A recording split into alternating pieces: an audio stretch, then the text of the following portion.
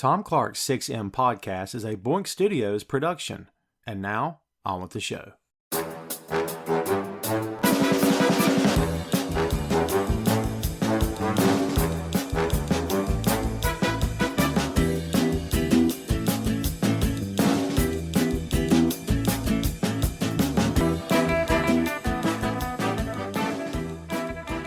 Hey, what is up? Welcome to Tom Clark's 6M podcast. I'm your host, Tom Clark, and in this episode I'm joined by co-host Phil Lindsey. From Marvel Comics comes one of the most popular characters of all time, a vigilante on a mission to eradicate crime while also trying to protect the innocent, all in the name of his family who he can never bring back. We're talking about the Punisher. The Punisher is a Marvel Comics character created by Jerry Conway, John Romita Sr., and Ross Andru. He first appeared in The Amazing Spider-Man number 129 in February of 1974. The Punisher was inspired by The Executioner, a series of books whose main character was a Vietnam War veteran turned serial killer that preys only on criminals. The Punisher was originally to be called the Assassin, but Stan Lee suggested the name change before the character's debut. The Punisher's initial depiction was that of a violent killer, a villain who was bent on destruction. But in the 1980s, the character received a backstory that helped transform him in the eyes of the readers. The Punisher is Frank Castle, a Vietnam veteran whose wife and children were murdered by the mob during a picnic in New York City's Central Park. Castle survived the attack and declared a one-man war on crime.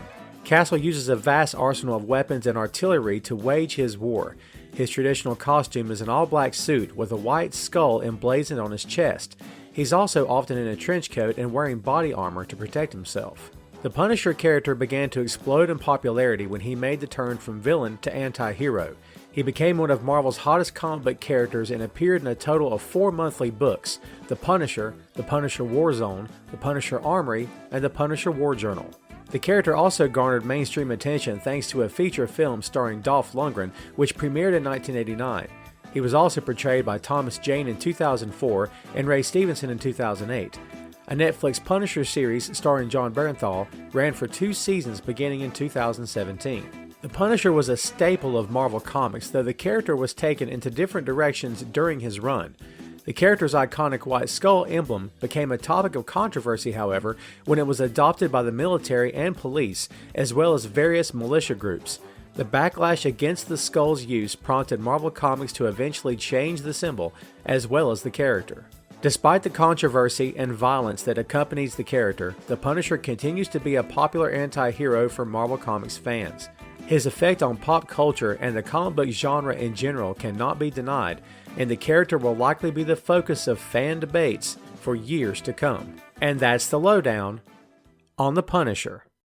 So the Punisher episode was recorded in 2021, and Phil and I recorded this sort of at the height of all the controversy surrounding the Punisher, the character, the skull in particular, and we dived pretty deep into this episode about that controversy, what it meant and what it means.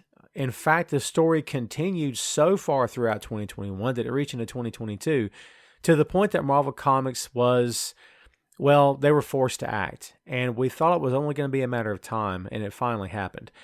Marvel Comics decided to change the skull, and in essence also change Frank Castle, the character. I would advise everyone listening to this, especially if you're a comic book fan like I am, try to keep an open mind.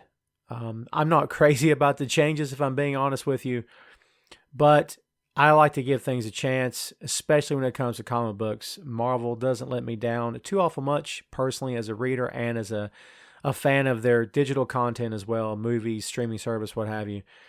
So yeah, let's give it a chance, kids. By the time you listen to this, I'm sure the book has already been released or perhaps on the way, and we'll see what the critics say, we'll see what the fans say, and if there's any type of backlash. At the end of the day, I do believe that Marvel didn't have much of a choice but to pull the plug on the traditional skull and do something. The reason I'm putting this at the beginning of this episode is because, again, this was recorded in the calendar year 2021 before Marvel decided to make the changes. So we won't be discussing the book, we won't be discussing the new skull design, anything of that nature throughout this episode. But I did think it was best to include it before we got rolling here today. The Punisher is one of those comic book characters that most fans, and when I say fans, I mean diehard and casual, both, I suppose, feel a certain kind of way about. You either really love him or maybe you just don't care for him. I don't know if I've ever met anybody that's kind of been on the fence about, I kind of like him, but he kind of sucks. This is the age of people being more in tune with their feelings, and I don't want to make light of it, but I'm trying to get the thoughts out here. But this idea of we have to be more in tune with what people around us are thinking. Not that this is the time to do it. We probably always should have been this way, but as we all know, that's not always been the way Hollywood's been. That's not always been the way the music industry's been, or movies, film, TV, sports, what have you. But in this day and age, I think it's a good practice and it's a good habit to get in, that before you go spouting off the mouth or putting something creative out there, maybe sit back and think about how it's going to look to Joe Public or Jane Public, as the case may be. The Punisher came along during a time when it was bang bang shoot 'em up, and I want to say that he was introduced in the late '70s, and I could have my timeline wrong, but I know he was introduced in Amazing Spider-Man, and that's where he got his start. He started out as a villain, but he segued into the '80s, '90s, and then the bang bang shoot 'em up began. And that was the character of the day, the big guns, the shoulder pads, and the tremendous butt kicking that took place in every major action book that the big publishers produced, and the smaller independent publishers did the same thing. Everybody was going after that dollar, and the dollar at the time said, "Hey, bang bang, shoot 'em up." So in this day and age, you're probably either with the Punisher or maybe you don't get it, but again, you're either probably pro or con. Phil, I'm not asking if you're pro or con. Hell, maybe I am. I don't know. But what's your immediate take on the Punisher? And this year, irregardless of what's happening now in terms of how we view things or whatnot, what do you think about the Punisher overall as a character? I like Punisher. I wouldn't say that I'm like a diehard Punisher fan, but I do think that he has a place in the Marvel U, and I think that there are ways that you can use him interestingly without stepping on people's toes. Yeah, so I guess a way that you can, like you said, use him, a way to introduce him, a way to put him in different stories where it's not. Uh, Man, so is the key to that maybe he's not the central character? In other words, when he's the star of his own book, he's going to take center stage, obviously. But are you more with that, or do you rather see him guest starring in other books? Does that sort of take some of the umph out of it for you? Um, I've never collected Punisher comics. All of my experience with Punisher has always been in cameos in other books.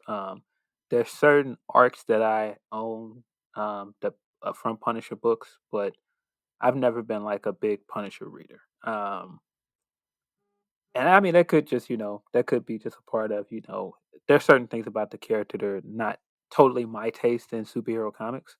Um, but just because something's not my taste doesn't mean it shouldn't exist. Right, I get you. I'm on the flip side of everything you just said. I've got several long boxes dating back to when I was preteen, and I've got a ton of Punisher stuff. And he's one of those characters I sort of gravitated toward. The skull was the first thing that drew my attention, and the fact that he was willing to do whatever it took to get justice. Not that I have some sort of deep seated desire to, you know, get an AK and go out and take care of business. That's not me. I am a peace loving man, Phil. I'm not into that stuff. I live in the South. I am not a gun guy. Shocking, kids. I am not. That's not me, and probably never will be. So it's not. That's not what attracts me to him. It's just the idea of, you read the headlines and this guy got off, and this rapist, there was enough to convict, and there's, we know he killed somebody, and you see it in movies and TV all the time, and in real life. Again, headlines, man, it's always out there. There's always some story, man, where it's like, the cops know they got him, but it's a technicality, and you're like, baby, in the Punisher's world, that dude's dead. That's it. Because and who's for me to say, hey, let's let Tom sit in judgment on right and wrong? I'm not suggesting that, but for Frank, it's pretty clear. If you hurt someone, if you break the law, if you are hurting others to gain for yourself, you're a target. And to me, that's very old west. That's very gunslinger comes to town to rid the town of the outlaw that's been just terrorizing the townspeople for a year. That's very Magnificent Seven to me. Hey, I'm here now. This is going to stop. I guess that's what attracts me to him, man, if I'm being honest, is that idea of frontier justice, for lack of a better term. I mean, I can see how that plays, and I think that's what made him popular to begin with. This is actually, folks, full disclosure, our second attempt of doing this show. The first one turned out pretty darn well. However, you won't hear it because the audio got all jacked up. So uh, I don't want to pitch stuff to you and you go, oh man, this is exactly how I said it to me 2 weeks ago. But hey, if it happens, it happens. But on that first recording, we talked a lot about how he plays off of other characters in the Marvel universe, and I think you and I both agreed.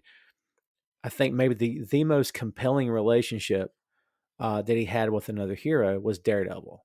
Talk to me about sort of you got Daredevil who's like dancing the line between right and wrong, Punisher who's clearly crossed the line years ago, but the interesting dichotomy between those two characters and how they relate to each other. Well, I think they automatically, clash because um Punisher is a character that has kind of given up on the fact that the system works. He doesn't believe the system works, and that's why he goes out and dispenses his own, street justice. He's a vigilante. And I mean, Matt's a vigilante as well, but Matt still believes that the system can work on some levels. He still believes in law and order. He still believes in, things like organized religion. And, again, he's a lawyer. So, on some level, he believes that the system can work, but that's just not, who Frank is, and that's why they clash. And I think that's just such an interesting relationship for those reasons. And really, Frank feels he can save Matt, doesn't he? Yeah, of course. I mean, I think there's a salvation angle there because he sees himself in Frank a lot as well. I think he sees that, you know, I I could be Frank if unchecked, or if I take this mission too far. So I think he sees him as like, no, you don't have to be this. And Frank is kind of looking around at him like, no, you're down in the muck with me. You just don't know it.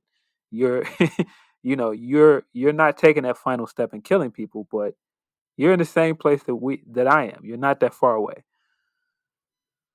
And having said that, I wonder, and this was explored in the Punisher TV series on Netflix, which, by the way, kids, it is fantastic. Some of the best acting I've seen in the MCU. John Barenthal is great, pitch perfect. Charlie Cox's Daredevil is, again, pitch perfect.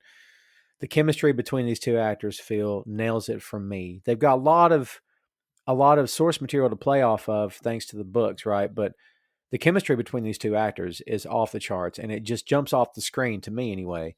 And I think in terms of the way they relate to each other, you're right. There is a lot of the idea of, hey, Red, and just remembering Barenthal, hey, Red, using that voice, I love it. But him calling Daredevil Red, basically, hey, you're down here with me. You think we're not so different. But I wonder, not just for that show and the way they relate to each other, but the books as well.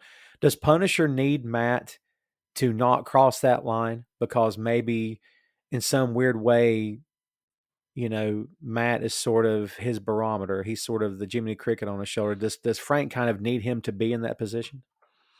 Well, yeah, I think there are levels to it. I mean, while I'm saying that, Matt is also a vigilante, Matt is not a killer. Matt is not a there he has rules, and he has convictions that he stands by. Um, and I think those things separate them, and I think that's something that has to exist. That's a dynamic between them that has to exist. In the same way that, Cap has rules. Cap is a character that will not go as far as Frank would, even though he's been a soldier as well. And those kind of dynamics need to exist. Otherwise, there's no there's no conflict, right? Right, you got to have something because there's got to be. If all the heroes always got along and never argued, never disagreed, that'd be kind of a dull read, and would certainly be a dull movie. Civil War never would have happened. Um, some would argue that maybe there's too much at points, but I disagree with that. I think there's just enough. You do have to know when to reel it back in because at the end of the day, they both, as odd as it may sound, because Punisher's got a different way of getting there, they both have the same idea, the same mission. And the mission ultimately is I'd like for anybody who lives in this neighborhood to be able to walk down the street at night without fear of getting hurt. And if you really boil it down, that's essentially what he and Daredevil are doing. That's sort of what they both believe in. They've got different ways of getting there, but maybe that's where the common ground is for them, you think, in terms of, hey, we both have the same idea in mind. It's just that your methods of getting there are much different than mine. Right. I mean, they both are characters that believe in right and wrong. Um, there are just certain um, there are just certain levels to, their measures, and there are certain things that Matt still considers wrong that Frank doesn't. Like Matt is not a killer because Matt still sees killing as wrong, but Frank doesn't see killing as wrong if it's not an innocent. Right. The whole eye for an eye thing, right? So I know, yeah, and again, man, this kind of talk in 2021 is an odd thing. I get it for a lot of people out there because there is no conversation for them. It's, hey, these kind of characters have outlived their usefulness. They're no longer relevant. They're no longer necessary.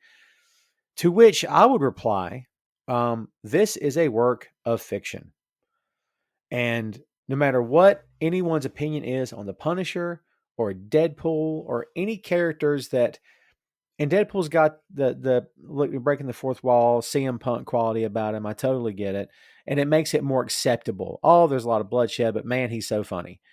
But Punisher doesn't have that. He is balls to the wall, blasting fools in the face, and no apologies. And yeah, he was a bad guy that he killed, but still, Frank Castle is setting himself up as judge, jury, and executioner. Oh, Tom, this is not right. This is no longer, Stallone. This is not Cobra. This is not, I'll be back. This is not Terminator. Let it go.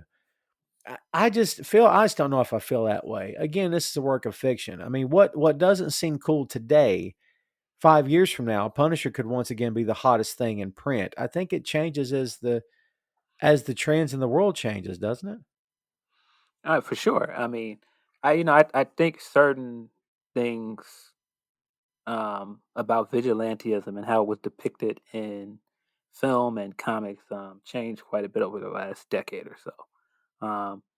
And I mean that some of that is just um, who's dispensing it. Like I know some people, it's not a lot of people, but I know quite a few people that had a problem with Clint's character in Infinity War for the same reason because he became a vigilante and Mm. um, he started killing the triad guys and the yakuza guys.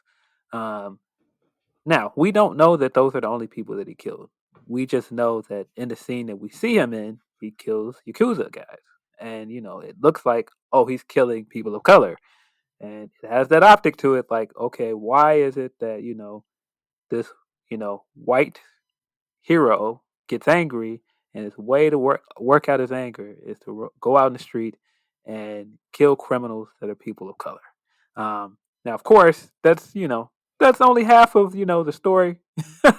Right, it's right. just it's just the optic, and I don't ever want to say that optics are not unintentional optics are not still problematic. Um, but I do think that people have to understand that context matters, and I don't think you can make something completely to be wrong without adding the context to it. And on top of that, we're not talking about a saint. Clint Barton was a mercenary and an assassin anyway. He it's not like he started killing people the second his family was snapped away by Thanos. That's not what happened. So it's not like he suddenly went bad or turned heel. He wasn't Steve Rogers who decided, the heck with this shield, I'm going to pick up an M16 again, like back in the day. I mean, this was, if we're being blunt here, this guy was already pretty hardcore. It's just that once you see Clint as without the gear on, and you see him with his wife and kids, suddenly it becomes a little bit softer, and it becomes a little bit, oh well, he's a hero after all. But yeah, like you said, man, context is king in something like this. I think it's important to note where the character is, who he is, and what happened to him leading up to that scene in the film. I honestly didn't know there was any blowback to that, but I'm not surprised by it, but I honestly wasn't even aware of that. Yeah, and I mean, hey, when you look at Clint and when you look at Natasha, they're the two characters on the Avengers in the movie. They don't use blunt objects. Like they're not using a shield, they're not using a hammer. They're using lethal weapons. Like they're using Right. guns, and he's using a bow and arrow. He might have trick arrows, but a lot of these are pointy objects with the intent to kill people. They're not. This is not. All of his weapons are not meant to disarm. I mean, now he does that as a part of the team, but that's not where he came from. That's not his background. Right. It is a different thing to see a gun toting or arrow toting or whatever, and you got Natasha with 245s or whatever, and then you've got the rest of the Avengers who are, and listen, Cap's a soldier. Cap is killed before, and I think that's something that kind of gets lost in a lot of these discussions, like similar to what we're having here today. The idea that Cap is, oh, he's Mr. America, man. He's red, white, and blue, and all of which is true, but he's also a man underneath that costume, and he was also a soldier in wartime, which Right. means, yeah, he had to pull the trigger in name of God and country. I mean, it was part of his service. I mean, to protect his battalion, to protect himself. Yeah, it was kill or be killed essentially in wartime, obviously. And I think a lot of that again gets lost. Um, Yeah. There's a great scene in the first Avengers movie where he throws the shield and it hits the he's fighting on the edge of the ship of the helicarrier. He throws the shield and it falls down and he can't get back to it. Um, and so he picks up a gun and shoots with it. right, right. I forgot about that scene. And yeah, when you see that, it's kind of like, oh, he's a yeah. Well, they've got the slow mo, I think, in the first Avenger, where he's busting in uh, to this place, and he's got the shield and a pistol. Yeah, right. Yeah, He in wartime, he's clearly using a handgun. right. Um, but I mean, again, I just think these things matter in the context that they're used in. And I mean, I get it. You know, Punisher is on some levels not a redeemable character. He's a murderer, Yes, but that is in fiction. If I have to explain to people that this is fiction, and that doesn't mean that that's the way that you settle your problems in the real world. There's a bigger problem here. right.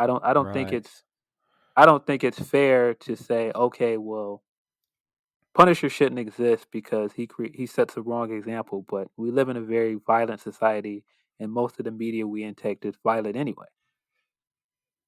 I mean, it's like blaming video games for what happened in Columbine. It's like blaming anything for kids shooting up a school.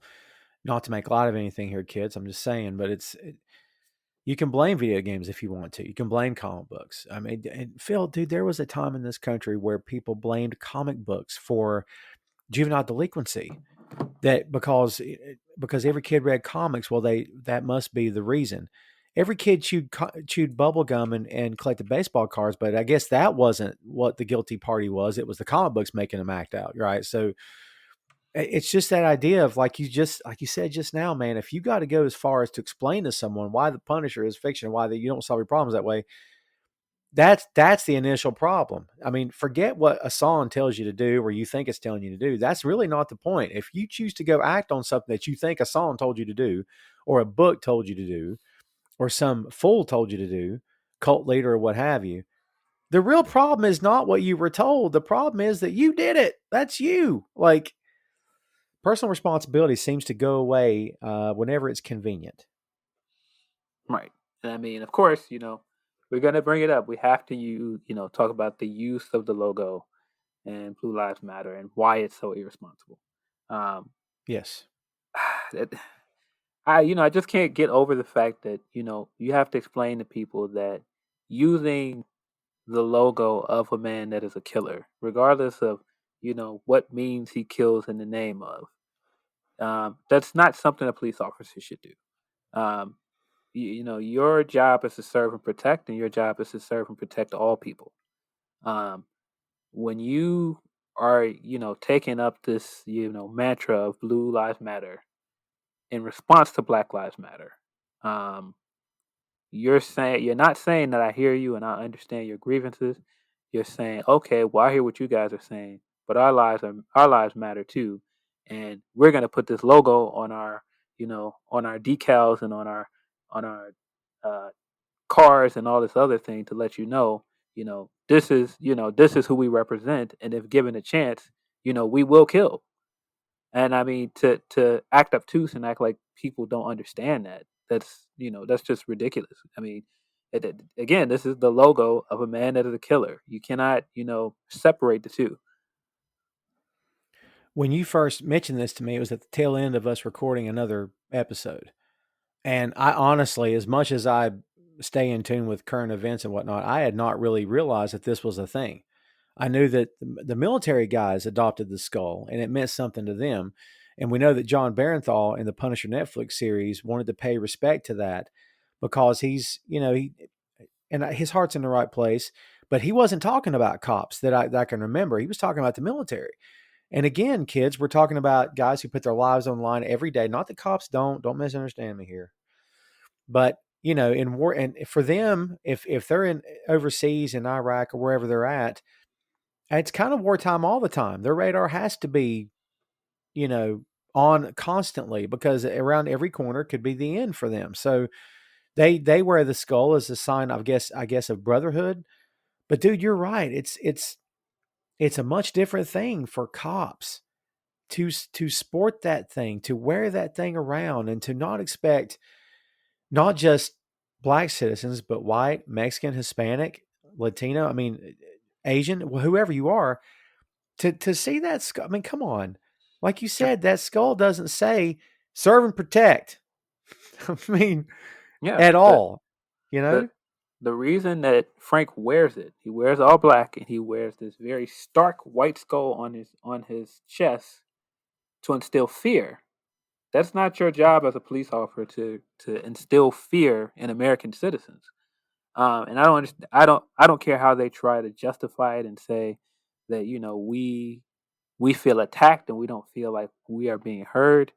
That's a bunch of nonsense. Because at the end of the day, we're not talking about some gangbanger or some you know criminal um, coming at you with a weapon and you have to defend yourself. That's not what Black Lives Matter stands for. Black Lives Matter is asking you to please stop killing unarmed black people. So that just has no place here. To come and say, my response to you saying stop killing unarmed people is to say, okay, well, you know, this is our crest. We're murderers. It's like, it's tone deaf. It's insanely tone deaf. I was just going to say the word tone deaf, and maybe you can't answer this because I don't know if I can answer it. What causes someone to be that incredibly tone deaf? Do they just not see? Do they don't understand? I mean, where in the world does that come from, you think? I think we have this thing going on in the world at the moment where people people don't want to meet anyone in the middle. They don't want to, acknowledge somebody's point and acknowledge someone's grievances, to be more precise and say, okay, I hear your grievances, even if I don't totally understand it. I hear you and I'm listening to you. And I think it's so hard for people to do that. I think instead people are kind of doing the Bugs and and Daffy. No. It's not duck season. It's rabbit season. Right, right, right. No. It's not racism. It's reverse racism. No. Women's rights are not being taken away. Men's rights are taken away. Oh, It's just always it's always I have to take the opposite side of it instead of just hearing what one side is saying, and it's ridiculous. And I feel like that's what Blue Lives Matter is. Blue Lives Matter is not it's not a real thing. First of all, blue lives are not a thing. There's no such thing as a blue life. If no one in no one in this country is saying that it doesn't matter if a police officer is killed, because the stark truth of the matter is if a black teenager gets killed in the street, people will still try to smear that young man's name, like we've seen them do several other times, or whoever it is. We'll watch the country try and smear this guy or this woman's name and say, we knew what were they doing, or did they deserve it, or you know what led up to it. But you would never ever make that kind of argument for a police officer. You would never say a police officer got shot in shot in the line of duty and go, okay, Mm. well, what did he do? And furthermore, when police officers are killed, they're parades. They're celebrated. They're celebrated rightfully as heroes. That's not what happens when innocent black people die. So it's just Mm. not. It's not the same. And to act like you don't understand it is just insane to me. It seems like it just seems like common sense, but you know, for anyone that says everything you just said, yes, it makes 100% sense. I'll never understand for the life of me why people feel the need to twist it and turn it to fit their own narrative. But we see it all the time, man. We see it not just with this conversation, but in all walks of life. Well, I need to think about how this affects me. For I don't care how it affects you. How does this affect me? And I'll be honest with you. There's a lot of things in my own everyday life that, dude, sometimes I have to kind of check myself and say, well, before I react, before I say what I'd like to say, maybe I need to stop and think how that's going to sound. I'm no saint by any means, but I don't know. I think it's a smart move to say, hey, this is not just about me. I'm not the only one here. And you and I talked a little bit before we started recording here today that this idea of, why can't you just let someone have a viewpoint? Why does it have to be, oh, Phil, that's not, why does it always have to be a race thing? Again, I'll say to you, as I said before, that comes from the white guy in the conversation. And hey, I'm white, I get it, but like, no disrespect to that white guy that told you that, but he doesn't know he's not in your shoes. And until I'm in your shoes, I can tell you I empathize with you, or I try to, and I do. But I can't know what you're talking about 100%. But that also means I won't dismiss it. But for people to just dismiss it as if I'm not going to lend credence to this. He just wants to make it a race thing because he's black. Dude, that blows my mind that you can't just take 5 minutes to say, hey, let me acknowledge that you and I are not from the same place and we're friendly and we're friends. But your life experience is different than mine. Mine's different than yours. Phil, you couldn't put yourself in my shoes. You could try, but you've not lived my life. I've not lived yours. Why can two people cannot just, maybe I'm just, I don't know. I'm gullible, or I'm, what's the word I'm looking for? Um, I don't know what the word is, but uh, just, I don't know. Like, I don't understand why people can't just come together at the table with that knowledge of, hey, this is your life experience. This is mine. Let's try to meet in the middle. There just seems to be no desire to do that. Right. And I mean, I just think it's a real lack of empathy thing. I think people don't understand that, some things I just don't experience, and that person might experience things that I don't experience, and I don't understand that. And it's okay to be like, I don't understand it. You don't have to get defensive and see it as an attack against you. And Right. uh me speaking out about things that I believe happen to black men and women, it's not an attack against anyone who is non-black. It is not, hate speech to tell everyone that is non-black that you need to be guilty now and you need to feel ashamed of yourself. It's not what's happening here. Just raising awareness. It's just like, I, as a black man, do not know what it's like to be a woman. I don't know what it's like to be gay. I don't know what it's like to be Asian. I don't even know what it's like to be white. I just don't. I cannot, just decide I understand everybody's walk of life. But I can't then say, if someone says, hey, I go through this all the time, and go, oh, no, you don't. No, you don't. Or, I have it worse than you. You don't have it that bad. I have it worse than you. I don't know that.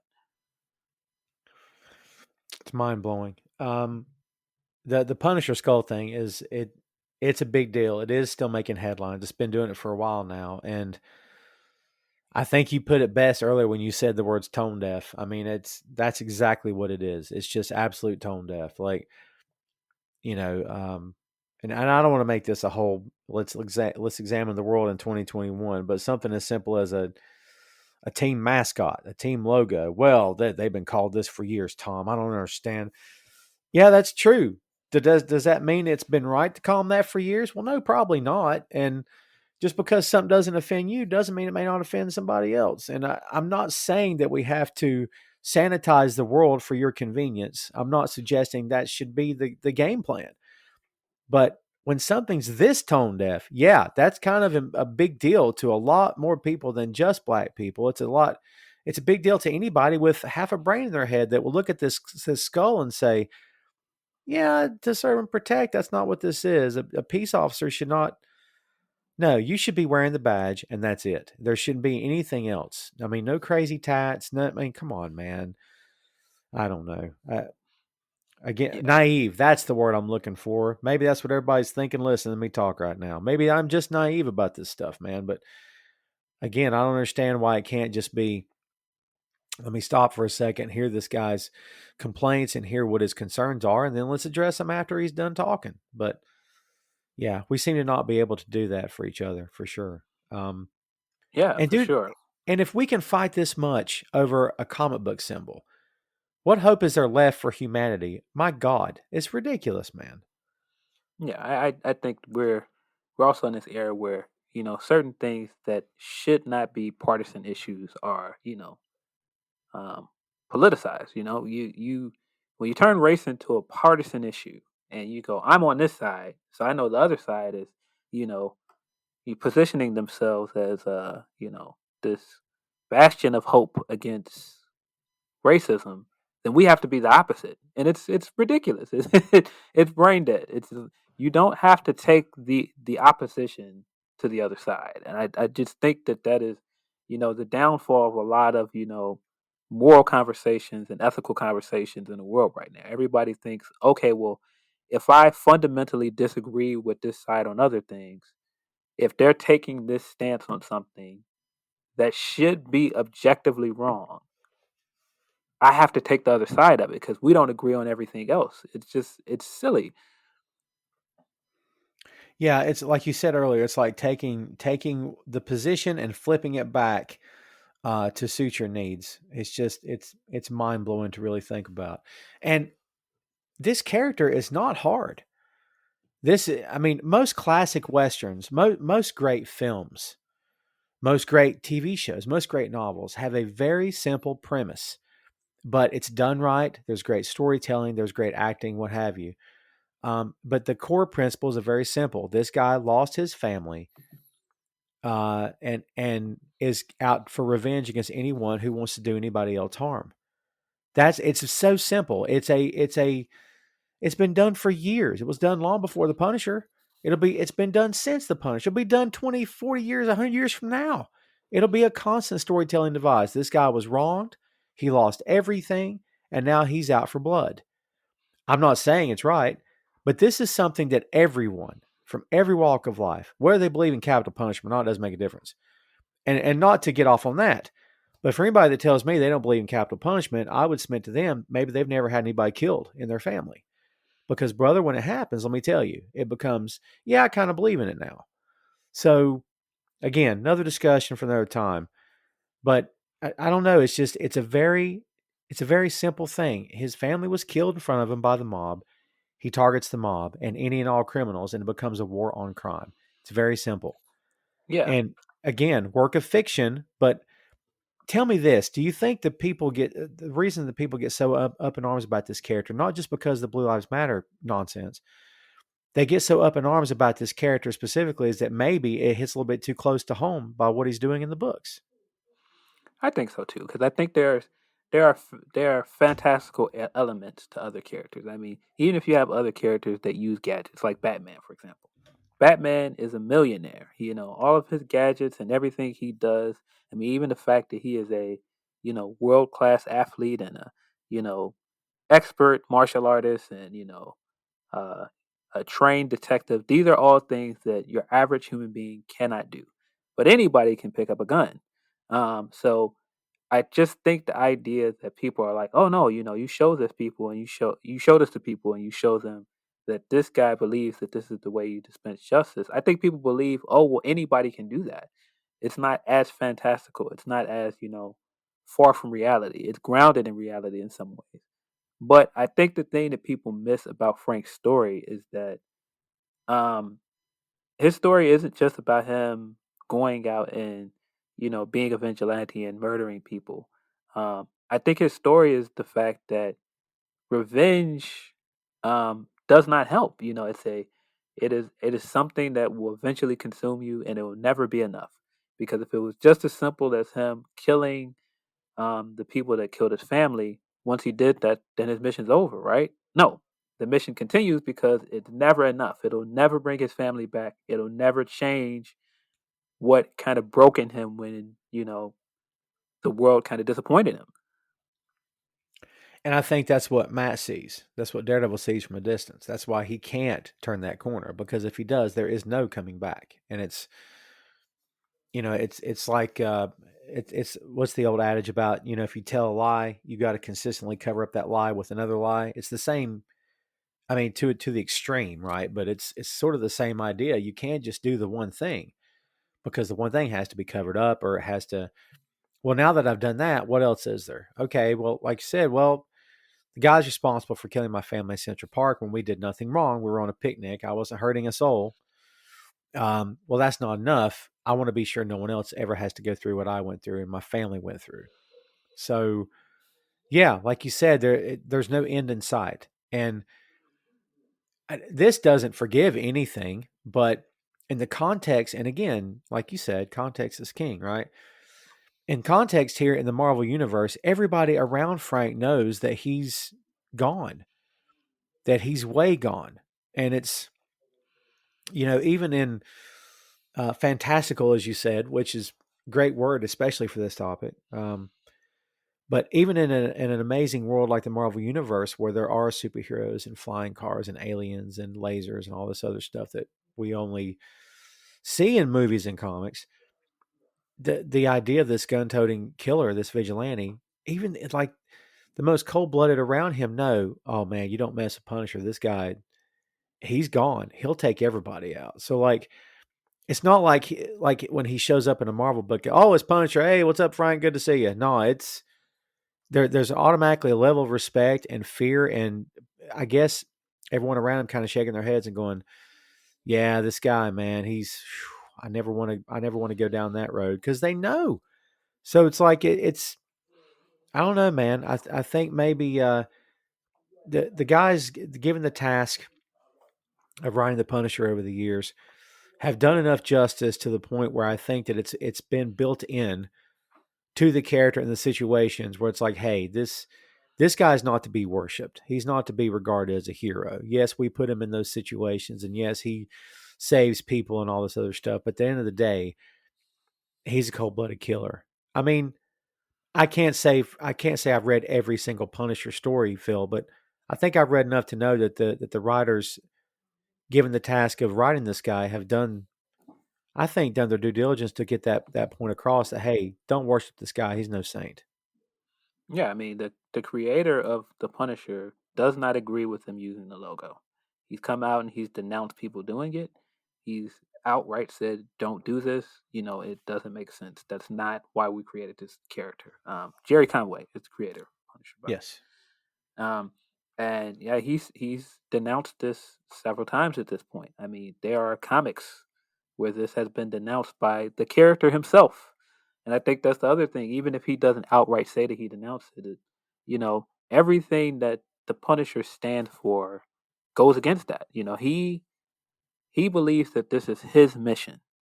He doesn't believe that that should be Cap's mission, right? Just like we said earlier, he understands there's a line that exists, and that people like Cap and Matt are on the other side of that line. People like Spider Man are on the other side of that line. And police officers are on the other side of that line because they have a job to do. They have duty. Even if he doesn't always agree with what they do or he doesn't think the system works, he still understands that they have to believe that the system works. And I love the idea of him and Cap having a relationship, because their relationship is much different than the one he has with Spider-Man and Daredevil. I mean, I think Spider-Man's a pest to him Spider-Man, obviously. He is an insect to him. Not that I don't think he looks down on him as nothing, but he's a pest to him. He gets in his way. He runs his mouth. He's a smart mouth, kind of like Deadpool. Tom Clark's 6M podcast is sponsored in part by Radius Law Group. Every day, Radius helps individuals, families, small businesses, and nonprofit organizations throughout North Carolina, Florida, and Pennsylvania resolve their legal issues by providing effective legal counsel in the areas of estate planning, as well as elder law and Medicaid. Radius Law holds the radical belief that working with a lawyer can indeed be enjoyable. So give them a call at 1-800-519-5667 for more information and tell them that Tom Clark's 6M podcast sent you. Frank, I think, would be willing to go to battle more with Deadpool having his back. But then again, Spider-Man protects. I mean, he's not about killing either, like Daredevil's not. So Spider-Man's had his back before. So I just think that Frank looks at him as being, oh, God, would you please shut up for 2 seconds? Just shut up. But his relationship with Cap is far different, man. I mean, talk to me about the respect level that he has for Steve Rogers. Of course, going to the military roots. It's a far different relationship, I think, than anyone he has in the Marvel Universe. Right. There's a respect that he has for Steve that he doesn't have for other guys, because Steve's not just a superhero to him. He's an image. He's an icon. He represents, what a lot of other soldiers grew up revering and respecting, and they went into the service to be Steve Rogers. And so I think he sees in Cap something more than he sees in any other, Marvel character. But at the same time, he knows this is my mission, and I'm not going to let anybody stop me from doing my mission. It's still the same mission. I don't believe in what you believe in, but I'm not going to stop you from believing in that, because on some level, I do think Frank believes that um, other citizens and other children should see what he saw in Cap growing up. They shouldn't idolize him. They should idolize Cap. And there's so many great things that came out of the Civil War comic based around their relationship. Like if I remember correctly, Spider-Man outed himself. He unmasked in front of everyone, and then he realized at some point that Iron Man had gone too far, and so he left Iron Man's alliance and he went to go on a run. And when he went on a run, the Thunderbolts came after him. And Thunderbolts, a lot of them are his old villains, so they're not looking to bring him in; they're looking to kill him. And the person that saves him is Frank, and he takes him to Cap's base after he saves him. And Cap asks him, kind of like, what happened after that? And, what did you do? And he's like, well, I killed him. And he's just kind of like so matter of factly, like, well, I killed him. And Cap just beats the crap out of him. He's like, why did you do that? You know that's not what we do. And he said, well, you know me, Cap. You know that this is who I am. And he took the beating. He didn't fight back, did he? Exactly. He never threw a punch. He accepted the beating, but he was just kind of like, you know that this is who I am. Like, this is who I am. I'm not like you. And I think, and I don't know how Marvel approaches this. I don't know how they I don't know what the plan is. We're hearing a lot of rumors, and we have been since the day that the Netflix deal came to an end. And supposedly Marvel has the characters back in-house now, which means they've got Daredevil, they've got Punisher, they got Jessica Jones, they got Luke Cage, they got Iron Fist. They got the Defenders, kids, which is all good news. And I don't know what the plan is. Again, we've heard lots of rumors. We're fairly certain that Charlie Cox is in the next Spider-Man film. They've all but confirmed that. There's been enough sources that have said, oh, no, yeah, he's in it, which makes me giddy like a schoolgirl, Phil. I'm not going to lie to you. But I don't know how you approach the Punisher aspect of this. Is it too hot right now for them to even think about including him in the MCU? I think it is. I think he works better off on his own in TV shows. I think, after the Defenders show, I think it was a good idea to not have him cross over with the other characters, even in the Netflix universe, and let Frank go on his own and be in his own world. And that doesn't mean you can't bring him back and do cameos, but I think he's a character that just works as a standalone character because he just doesn't fit the ideals of the other characters, and they're never going to agree with his ideals, and he's just not going to agree with their ideals. It's just there's always going to be a clash. Um, one of the things that to go on the other side to the distinguished competition, if it were, Yes. um, one of the things that I've never liked about Batman comics when they started doing the Red Hood stuff is the fact that Red Hood exists in the DC universe and Batman knows about him and he doesn't shut him down. Hmm. That is just unrealistic to me, given everything we know about Batman. Batman would not allow someone to wear his logo and murder people. He just wouldn't allow it. He would put a stop to it. And you can of course say that Jason Todd eventually uses less lethal methods and he starts doing other things, but he just he's a villain. The Jason Todd on some levels is a villain. So you just can't have those two characters in the same universe and have it work. Honestly, it's a great point. I've never really thought about that before, but you're 100% right. Um, I don't get that either. And so here's one for you. Maybe the answer is the Red Hood. In terms of and there have been plenty of gun-toted vigilantes in the DC universe, I'm sure, but none of them to the extent of the Punisher. I mean, you hear comparisons of like, oh, there's Wolverine, there's Lobo, there's this guy, there's this guy. I mean, in the Dream crossover comic that we've seen glimpses of over the years with Amalgam and all this other stuff that they've done, who's the guy that goes toe to toe with Punisher? Who's the DC equivalent? Am I blanking on this that I'm not thinking of it? Is it Red Hood? I would say that Red Hood stepped into that mode recently, but there wasn't anybody that I could think of before that. I mean, there's a character that his name is literally Vigilante, but I don't think he's in the same vein as Right. Punisher. Um, Forgot about it- that guy. um, but yeah, it just certain things. I just believe that it's okay to have some characters off on their own. Not everybody has to cross over, and you can have them cross over at some point, and you can do interesting stories like Civil War.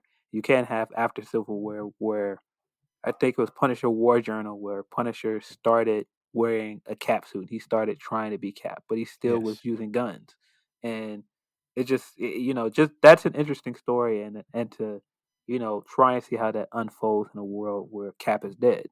Um, but other than that, these characters have rules. There's internal logic that exists that you have to adhere to. All right. So they hand you the MCU, okay, and they tell you, Phil, we're doing the Punisher thing, man. We want to get Barenthal in the mix. He's on board. People love this character. We want to do it the right way, and they tell you, okay, you got to find the end. What's the end to the MCU? Is it Cap? Is it Daredevil? Is it Spider Man? Is it someone we've not mentioned? How do you get him in the MCU and make it work from the beginning? I think you've got to use him in an underground setting. You've got to use him in a way where he comes off as an urban legend, and Ooh, there are whispers of who he is. There are whispers that he's out there killing people, but you don't see him that much. He's not a guy that works in the daylight. He's not a guy that you see on the oh, news a lot.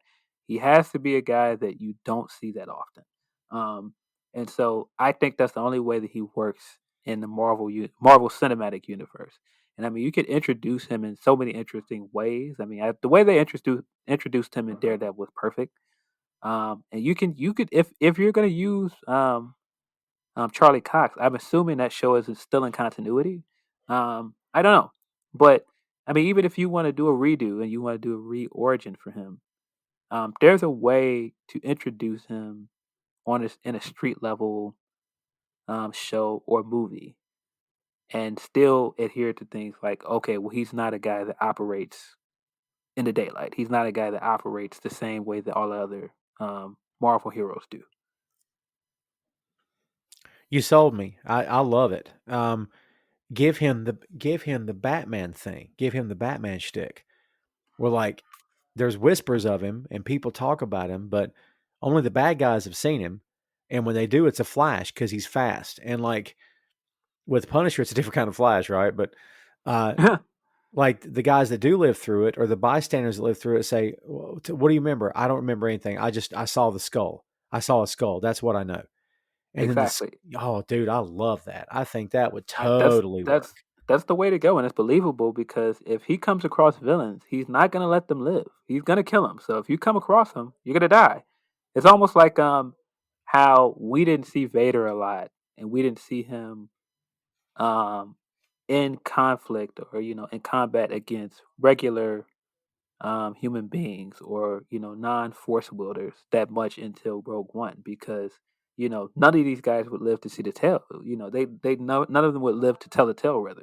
So if you come across Vader, he's going to kill you. Right. He's not going to let you live, and I think that's the thing with Punisher. If he does come out and he does you know, go and pursue justice. He's gonna get justice. He's not gonna let someone survive because he doesn't believe that the system will work and it'll work out. He doesn't believe if I let this person live, what if I let this person live and he goes and kills someone else? Um, so I think that's the way to go. I also like the idea of him working odd jobs, kind of like we saw in the first season of the Punisher show, where he's a Yeah. construction worker and he was trying to live a normal life, but at the same time, he just has this nagging feeling, and he has this thing that he feels like he has to do. And I think that's the core of the character. It isn't that he thinks that he knows better than anyone else. It isn't that his brand of justice is the way. It's just that he believes that this is his mission and nobody else can do it. And he was a trained soldier, not for nothing, but he was a trained soldier when his family was killed, and he had been civilian, back to civilian life for a while. But Frank Castle was originally in the Vietnam War. So that origin's been changed over the years because of time. Because if he's a Vietnam War veteran now, he's in his 60s, and you can't really do that. So now we're talking about, okay, he's special forces. He's a former Navy SEAL. He is a former marksman. He's whatever. But the military connection is still there. And it's happened that way in a lot of adaptations. And he has been portrayed, by four different actors: Dolph Lundgren in '89, and Thomas Jane in 2004, Ray Stevenson in 2008, and of course John Barenthal as of 2017. And you know, again, the idea of this guy was no saint before. He was a good man, but he'd been guilty of some stuff. But again, that was wartime. That was military. That's when, listen, man, when you sign up for military, you're signing up with the full knowledge that I may have to kill somebody. And I don't know if cops sign up knowing that. I can't get in a cop's head. I don't know what they're thinking. I don't know. Maybe they are fully aware of that. But dude, if you're in the military, you know full well. I mean, I may have to end someone's life because if it's me or him, I have to do what I have to do, and not just me. I got to save my unit. I got to save the guy next to me. Yeah. I mean, that's and in the military and in wartime, there's only one form of justice, and that's the bullet. So you could argue, and Marvel did a great series called Born, and I think it was a 6-part. It was really well done, but it was a Max series, obviously. But the whole idea was the seeds of the Punisher had been sown into Frank Castle's brain years before his family were killed. So what about that connection, man? That explains a lot, doesn't it? I've always believed that that's the case. I mean, there are just certain characters that have a civilian life, and they can try and have a secret identity and have a normal life outside of their mission. That's not who Frank is. I think Frank became the Punisher in Vietnam. I think he became the Punisher at war. And there's interesting commentary about going off to war and what is there to do when the war is over and you come back home. Um, so I've always thought that was an interesting idea. I've seen they touched on it a little bit in the Netflix show. That he took on traits that he had to be this in war, and when he came home, he didn't know who he was anymore because he had cloaked himself in this persona to survive. Um, so then when you come home and this very tragic thing happens to you, it snaps you back into the only thing you know, and that's to go and go to war and to fight. Um, so I've always thought that is very interesting um, commentary.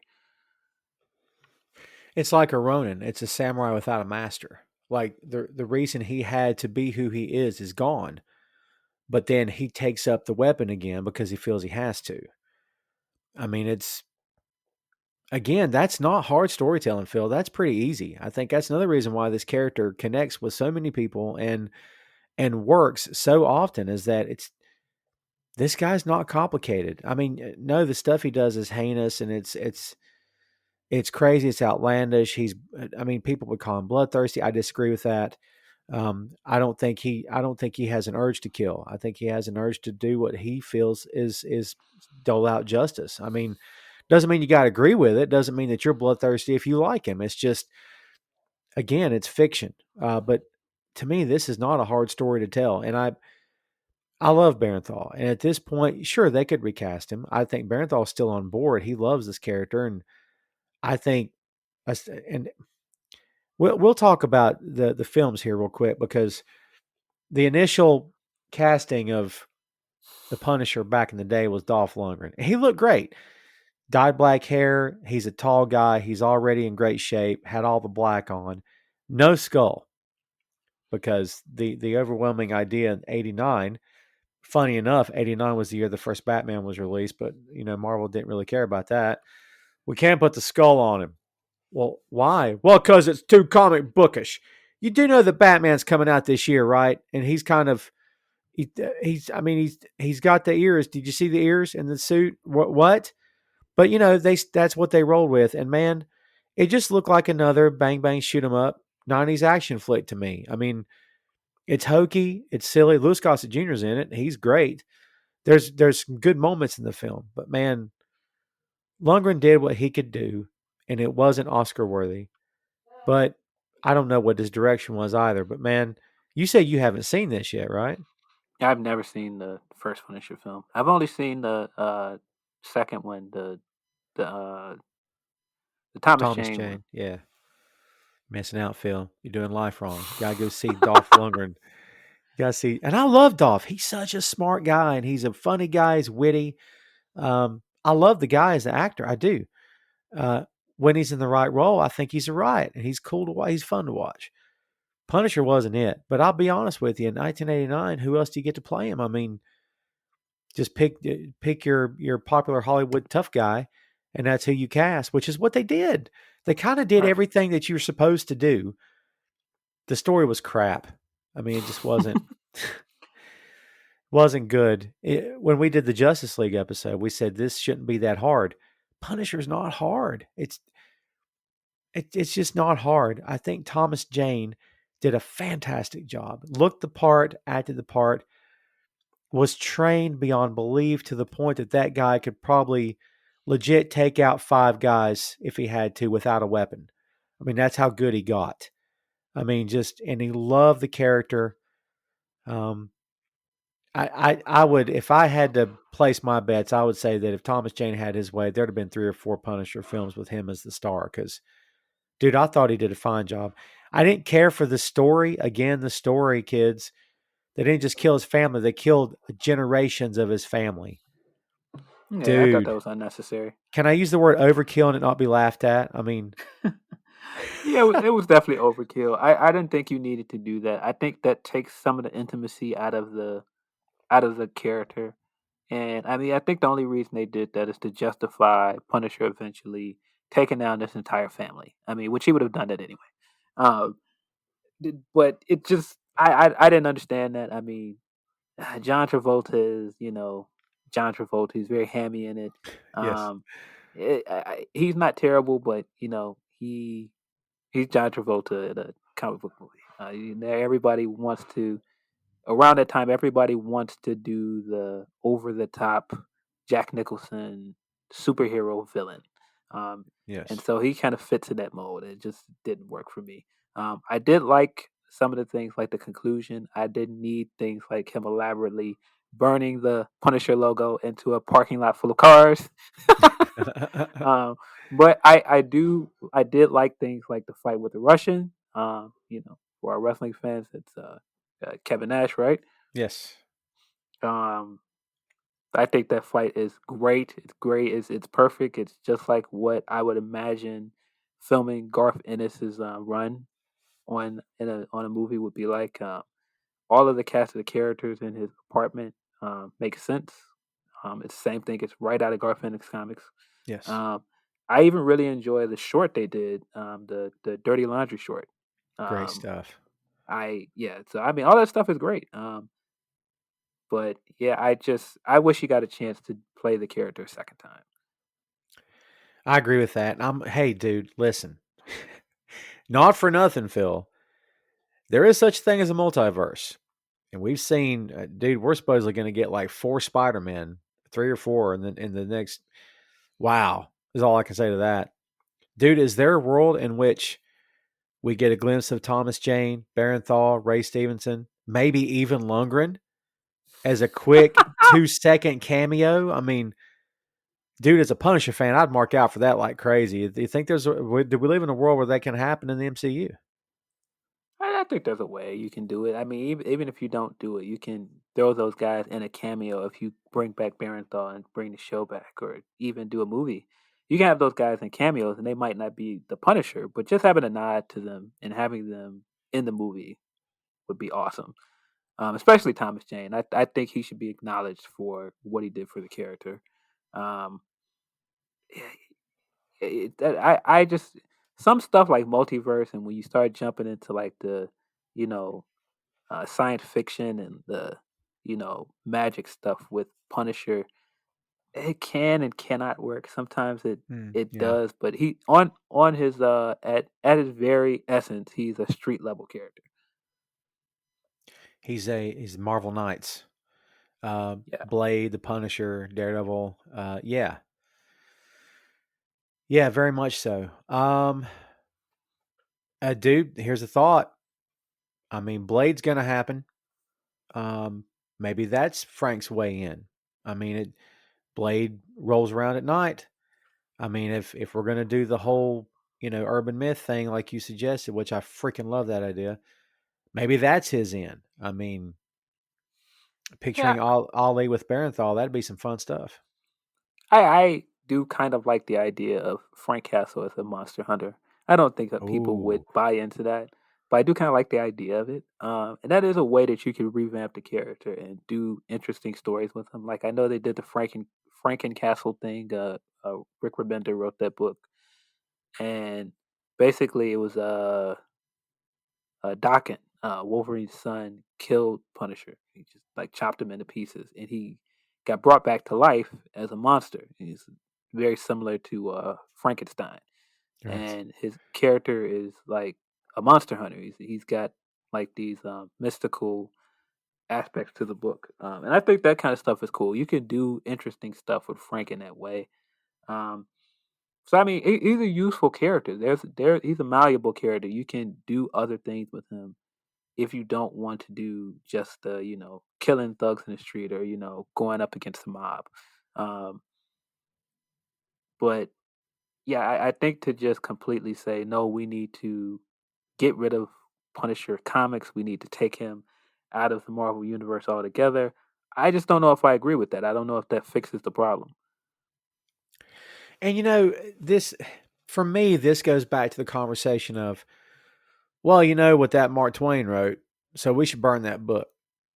Well, let's don't stop there. You know what else I found in the library? Let's burn that too. Then it becomes, you know what that rapper said? Let's crush those CDs. Let's burn this. At what point does it stop? I mean, and who sets themselves up as the ultimate judge, the ultimate decider of what is acceptable and what's not acceptable? Because if the Punisher's nixed, well, Phil, Deadpool's a killer. He may be laughing about it, but he's a killer. Batman killed in the movies. Superman killed in the movie. Let's nix them too. Where does it stop, man? I think that's dangerous ground to tread, in my opinion. If we go that route, it'll never end. Wolverine is on some levels not a children's character. He's a Wolverine. killer How'd I himself. miss that? Yeah. Either at before a lot of the censorship in the last 20 years. He's a cigar chomping killer. he's not a he's not a leader of the X-Men. He's not a good guy. He's a killer. He's a loner. Yes. And I mean, there are books that go back to that, like him, X Force, and he led a team of killers and assassins. Deadpool's on that team. How which speaking of, that is a book where I saw a panel of um, Deadpool shooting a small child in the head. Ooh. It's just, I mean, of course, I mean they resolve it later, but I mean, just the optic of him shooting a small child in the head is nuts. But yeah, you can't just decide, oh, this is just too much for the world to process because we're not smart enough to understand that you cannot do what a fictional character does. I just don't agree with that. I mean, Rorschach is dead. Rorschach is a one-time character. He's an Elseworld character, and there are a lot of people that subscribe to his nihilistic viewpoint in Watchmen. But that's totally not the point that Alan Moore was trying to get across with that character. I mean, because really, if you really look at who Rorschach is a deconstruction of characters like Punisher. He's a character with very rigid ideals, and he believes that there is no fixing this. There is no fixing the world. The world is what it is. You know, there's no God. There's no God telling us to be better people. There's no way of fixing that. Evil men will be evil men, and you have to get rid of evil men. You cannot compromise with them. And that's the portrayal of Rorschach in the comic, and even in the movie, it's just. But that doesn't mean he's a guy that we're supposed to understand. Like we understand his motives in a way. We understand the tragedy of Rorschach, but that doesn't mean we're supposed to idolize him or relate to him. Right, right. Don't glorify the content. Just because you were entertained by it doesn't mean you go around wearing that on your shirt, right? There's, yeah, there's a Rorschach quote that I actually really love, and I that doesn't mean that I believe in this quote. And it's this entire monologue when he's talking to the psychiatrist when he's in jail, and we get kind of the origin of Rorschach out of the after his era of being with the original Minutemen. Um, and that kills the guy in the basement. He leaves him in his house to burn. He didn't save him, but he didn't kill him either. He left him there to die. And he said he understood that night that God didn't kill those kids. God didn't kill that man that night. He saw everything we were doing and he was just fine with it. He was like, and that night I understood that you know God doesn't make us the way we are. We do. And it's such a great line. It is such a great piece of dialogue, but that Yes. doesn't mean that I completely subscribe to that cynical way of looking at the world. It's just interesting. It's compelling. But that doesn't mean that I believe that, there is no hope for our fellow man. Once you get into that mindset, then you've kind of lost. Yeah, you can find I don't even want to say relate to something. You can appreciate something that's said without, attaching yourself to the person who said it or why they said it. I mean, one of my favorite quotes of all time is the bigger the lie, the more people will believe it. It's 100% true. We've seen that with, the moron that was recently president. Hey, it's my show. I don't care. I'll say it. Uh, but dude, that quote was made by Adolf Hitler. Now, does this mean I go around quoting Hitler? Of course not. Do I believe anything he did? Of course not. But I see where you're coming from. You can take something. I'm not going to go around espousing that nonsense. But, and for an observation like that to come from somebody like that, when you put two and two together, like, oh my God, I totally get it now because look what he did. But again, like you said, this is a work of fiction. This is Punisher's not real. Rorschach's not real. It's all make believe, kids. It's all story time. And these characters are not meant to be saints. A Punisher was never written to be a hero. I mean, the word is attached to him because it's in a comic book. But if this were in a novel, if it was just a print novel with no illustrations and had been for years and it was adapted to film or TV, there would be no expectation, Phil. And maybe that's the difference. Because it's a Marvel comic book character, there's an expectation of either not doing this anymore or dumbing it down and sanitizing it to the point where it's no longer the Punisher. But if this were just a work of fiction, like a literary character brought to life, there would be no such expectation, right? Because who would care? Yeah, I mean, I can see that. I just think that I think you give I think you give people too much credit when you say that if you take something off the board, then people will not, have bad intentions and they will not, corrupt or co-opt things that are not meant to be used for certain means. I mean, there are guys that, wear the mask from V for Vendetta, and they go out and create anarchy and stuff in the name of a character that isn't real. Um, yeah, it's the same way that some people idolize the Joker. Right. It's just they're not real. They're fictional characters. There are ways to understand and get into the brain of a character and understand, you know, the psyche and how did this person break and all of these other things. There are interesting stories there, but that does not mean that we're supposed to get get inside their brain and stay there. Right. And there's certain things I'll only watch one time. And I don't know why this just jumped into my head, but 8 millimeter with Nicolas Cage. And the content, the subject matter, I watched that film one time. I can't watch it again. There's some stuff I just like it's what you just said. To get into that frame of mind and think that that's and stay there. I have no desire to stay with certain content. I just don't want to think about it anymore. I don't want to put that stuff in my head. And my wife teases me relentlessly because of this, because I'll say she'll be watching some insane stuff, and I'm like, dude, not that she does, but it merits saying. But sometimes I'll be like, I don't want to see this. I don't want to put this in my head. She's like, it's not real. I'm Yeah. like, I get it. I totally get it. You're talking to the master of getting it. I totally get it. I'm the fanboy of the relationship. I totally get what's real and what's not. It's my deal, right? But at the same time, I don't want to walk around with those images in my head. I don't want to walk around with that content in my head. Real or not, there's certain places I don't want to go in my mind. And I think that's what's called being a responsible adult versus, hey, this book told me to do something, or this comic book character wore that, and I'm going to do that too. Yeah, well, think for yourself, man. Is that where we've gotten to, especially with the Punisher conversation? People just, I mean, how much of the skull issue is they're trying to get a rise out of you versus they really believe in what they're wearing? Or is it both? Is that the scary part? It's both. I think there's some I think there's some truth that they believe in using this, this iconography to instill fear in people. And whether that they, this is a wink wink to everybody else that knows who the Punisher is, it's still there. The connotation of what this logo is, and who wears it is there. You can't separate the two. And even if they were to say it's a joke, it just you can't do that. You can't joke like that when your job is to protect the innocent. It's irresponsible.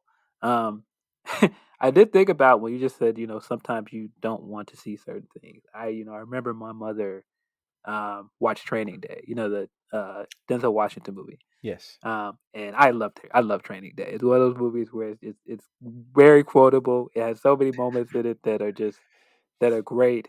But my mother hated it, and I won't say that she hated it in the sense that she didn't think it was a good movie, but she hated the Denzel Washington, a guy that is, in her mind, has always played heroic characters, and even when he didn't play heroic characters, he wasn't a character that was that far gone. And she just hated the idea of seeing Denzel as this guy, as this dirty cop. And, there were several scenes through it that she cried where she was just like, I don't like it. And I mean, when he finally gets his comeuppance in again, and she is all on board with it. She loves it. But it's just certain things with people. I think we take on things that we believe in, and sometimes we don't need to see things in a negative light to go, okay, well, everybody is corruptible.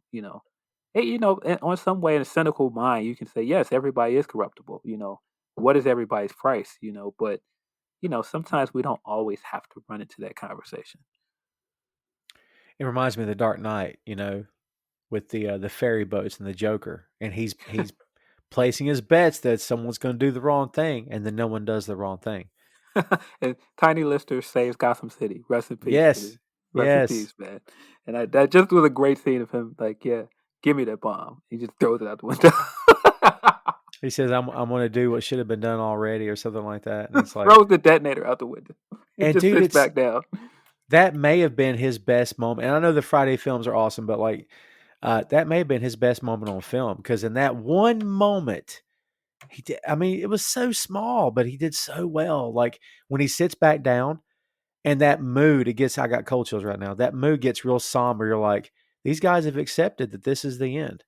They're Yeah, and they're going to go out doing the right thing. This is admirable. And like, and of course, it flies in the face of everything the Joker said. Where, like, to your point, everyone's corruptible. He believed that. I mean, yeah, it's a very human moment. We yes, didn't get to see him do many roles where he wasn't, a big brooding henchman or a bad guy or, comedic relief. There was a lot of humanity to this brief role in Dark Knight. And, it's definitely one of his most memorable roles in any film, in my opinion. Because there's so much, there's so much he did in that, without saying a lot. And I think that's kind of, goes back to Black Lives Matter and, Blue Lives Matter. You got this guy that if you saw Tiny Lister walking down the street, and this guy's an ex-con, even if you don't know he's an ex-con, you're looking at this guy. He's huge. He looks scary as heck, and you're thinking like, oh, I don't want to cross this guy. I don't. You never know what this guy would do if I cross him. But at the end of the day, like he has emotions and he has beliefs just like anybody else. He's human just like anybody else. right. I come across a guy one time who was a biker, and he was a grizzled biker, man. Wore the leathers. It was life for him. It was not weekend warrior type deal. Wore the leathers, had the dirty beard, had the skulls on the leather vest, on the jacket. I mean, he didn't own a car. And you could just tell this was his life. And man, if you saw him in the store or walking around, you'd be like, holy God, he's a white guy, but he looked like bad news. And I didn't know this until later, but I found out he actually worked with a Christian ministry in town. That he worked for the church, and that he went out in the neighborhoods and did outreach and help with like charities and whatnot, and was a really good guy. But if you saw him from a distance, dude, you'd cross the road because you're like, this guy looks, and he looked like that to me too. And that's, as you're growing up and getting older, man, you look at people and it's easy to look at anyone and go, oh man, look at that guy. But dude, until you don't know their heart, you don't know what's in their head. So, and again, that's Tom being the white guy in this conversation, sounding naive. But that, to me, that's how this is. It's like you don't know what's in someone's head or someone's heart. You got a lot of balls to judge someone. Well, look, there's the black guy. And what's the rest of your sentence supposed to be? I don't, Yeah, and I mean, again, not to keep taking this back to this response to Black Lives Matter, but that's the thing. You cannot go somewhere and not be black, right? right, When you when right, you when you leave your job at night, you take your police uniform off. You right. have a normal life where you are not a police officer. I am a black man all day, every day, and people will judge and profile me based on what they think about me and other black men all the time. But that is not something you have to deal with as a police officer 24/7. Yes, some people might have beliefs about the police, and there might be a distrust for police, but that that does not translate into the type of discrimination that black people experience. It's just not the same. No, because like you said, they can take it off and put it on. It's not the same thing. It's you know, listen, as a longtime comic book fan, as I know you are, but as a longtime Punisher fan from this end of the conversation, it sickens me that this has become a thing. I kind of wish I'd never found out about it, because it just it just pisses me off. It's a comic book, for God's sake, people. I mean, if anybody's listening to this show and believes in crap like that, first of all, you're probably not listening, because I don't tend to attract that kind of audience, which I'm proud of that. But if you do believe in that kind of stuff, feel free to never listen to my show again, because I don't need your download that much. Um, You know, if it's ridiculous, man. if they made it this far into the conversation, Well, they that's a didn't good cut us. point. If they didn't cut us off an hour ago, um, but Hey, but man, yeah, maybe we're changing minds and hearts here, Phil. You never know. hey, I sure hope we are. I don't think I'm right about everything. But I think people have to understand. You know, what that optics matter. You have to understand that words matter. You can't just decide, oh well, this side is doing something, so I'm on the other side, and this is the crest we're gonna hide behind. No, it just doesn't work. I mean, there's a panel in a Punisher comic that gives Punisher's thoughts on it, and he is outright saying he does not agree with it. And I think in the comic they depict a police officer is trying to take a selfie with him. Right? He's trying to take a selfie with him, and Wow. he goes, "We believe in you." And he points to his car, and it has a Punisher decal on it. And Punisher sees it, and he says, "What the hell is this?" And he peels it off. And he says, "If I find out you're trying to do what I do, I'll come for you next."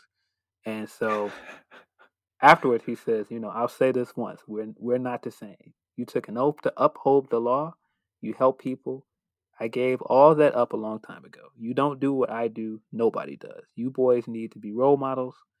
You boys need a role model. His name is Captain America. He'd be happy to have you." I mean, that's how we end this discussion, because it's perfect. I mean, once the publisher says it, kids, my God, once the people who not only created the character but write the character and are the gatekeepers of the character, this character doesn't move forward in any other media were it not for Marvel saying yes or no. Okay, end of the day, when those people have their say, that should be the end of it. It's not. It should be. I think that's the best way to end it.